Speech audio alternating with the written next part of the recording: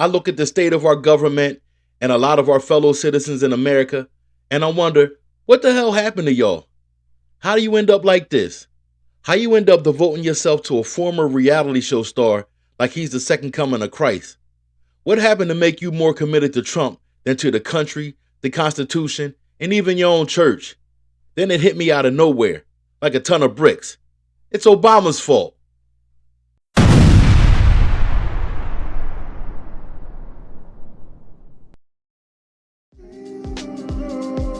Let me tell you a quick story. I was working at a job in University City in Philly back in '89. That was actually my first job out of high school. I was a maintenance mechanic. I was 18 years old. I used to work with this white dude.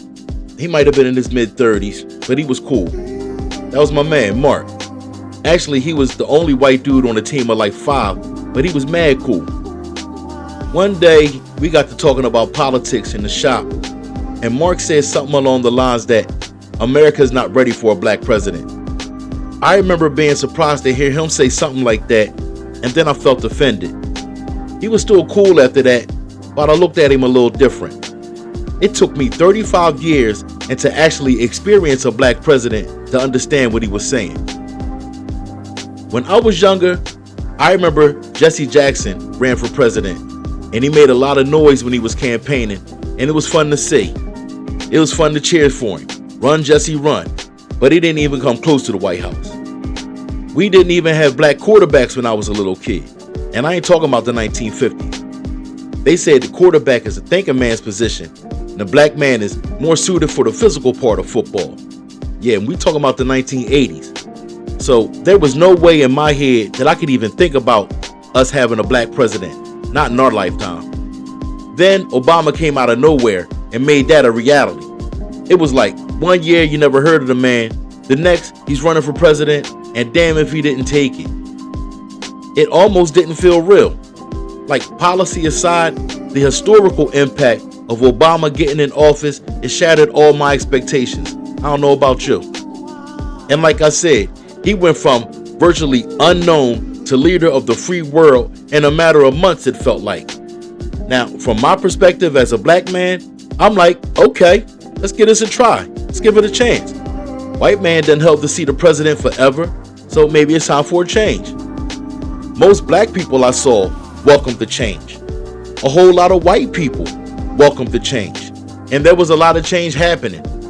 Changes in immigration. You started hearing stories like, yeah, in 30 years or so, white man, he won't be the majority in this country anymore. We got changes with gay and lesbian rights. They started fighting for gay marriage and whatnot. Big change. Culturally, our country changed.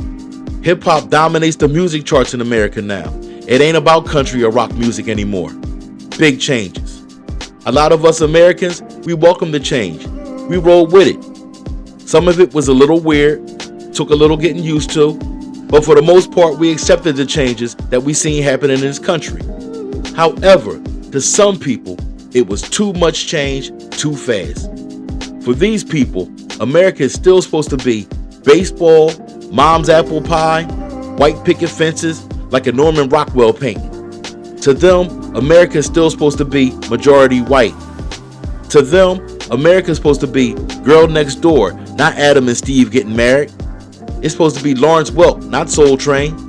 To them, it ain't supposed to be no black quarterback calling plays behind center, and it damn sure ain't supposed to be no black president. To a lot of these people, majority white middle age, that was the last straw. When Obama took office, they lost their collective minds. I kept hearing white middle class Republicans on TV saying stuff like, I want my country back. I heard this middle-aged white woman say during an interview that she doesn't believe a woman should be president. She said that a president is supposed to be a white middle-aged man. That's it. Republican politicians like Sarah Palin started getting the crowd all riled up with her rhetoric. But your man, Donald Trump, he grabbed it and took it to the next level with the insults and the accusations. When he started that Obama's not an American bullshit, he recognized the strong positive reaction he got from that crowd, and he loved it. So he kept giving them more and more.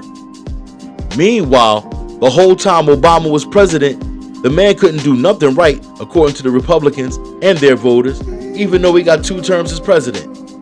At the same time, the whole time Obama was in office, Trump was out here stoking the flames, which wasn't hard because a lot of these white people, they didn't want Obama in the White House in the first place.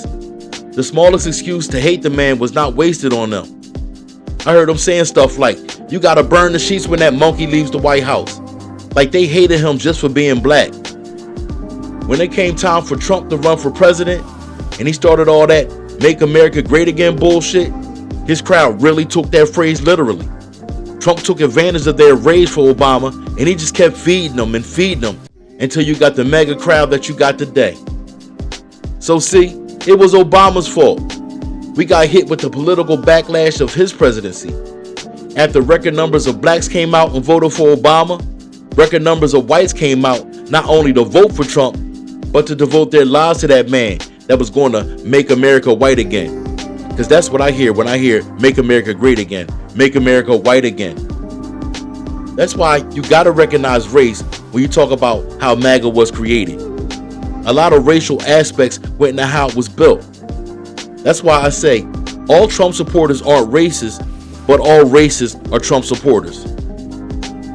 Just as a side note, think about MAGA for a second. That was brilliant marketing, man. These people came from the entertainment industry, so they know how to sell. They took the phrase "Make America Great Again," turned it into an acronym, and that acronym became a synonym for Trump supporters. It labels that crowd now, and it's characterized by aggression, delusion, and a cult-like dedication to Trump. Diabolical geniuses these guys are. Of course, I'm being sarcastic when I say that this MAGA mess is Obama's fault. It ain't his fault that they let Trump play their hate for Obama like a game of chess. But their hate made it possible for Trump to play him in the first place. Going back to '89, when my man Mark said that the country isn't ready for a black president, I thought he was doubting the competence of the black man. Now I realize he was trying to tell me about his own people, white people. He knows his own people better than I do. Especially at that time, back in '89, white people were definitely the majority in this country. So he was right. A majority of America wasn't ready for a black president. I wish I could catch up with Mark and tell him, sadly, he was right. For the longest time, I just couldn't understand how this MAGA thing happened. I finally got it once I remembered that conversation with Mark back in 1989.